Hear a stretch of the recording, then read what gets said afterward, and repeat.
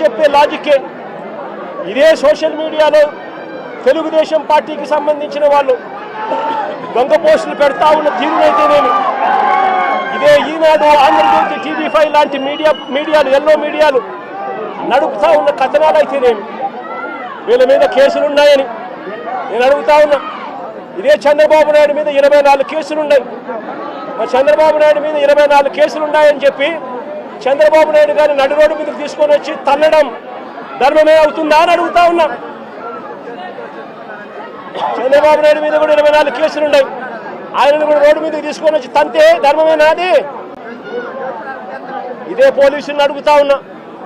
కేసులు ఉన్నాయి కదా అని చెప్పి, పాత కేసులు ఏదో ఉన్నాయని చెప్పి నువ్వు చేసిన పనికి జస్టిఫైబుల్ కారణం కాదది. కేసులు ఉంటే ఆ కేసులు తేల్చాల్సింది కోర్టులు. మీరు ఆరోపణ చేస్తారు, అది న్యాయం కాదు అని చెప్పి వాళ్ళు అవతల కోర్టుల్లో ఆర్గ్యూ చేస్తారు. జడ్జి కేసు వింటాడు, జడ్జి తీర్పునిస్తాడు.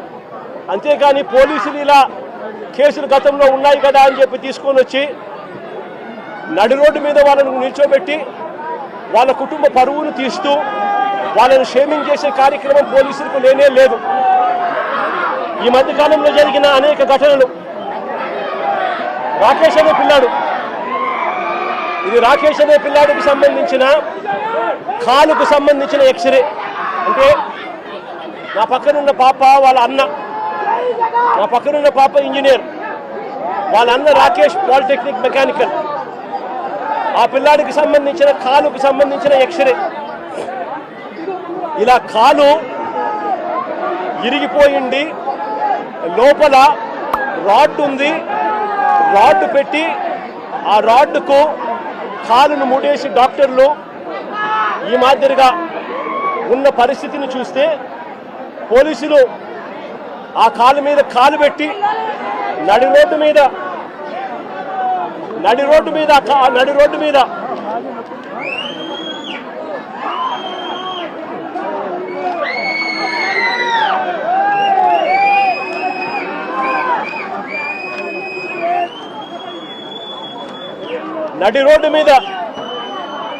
ఆ పోలీసు కాలుని తొక్కుతూ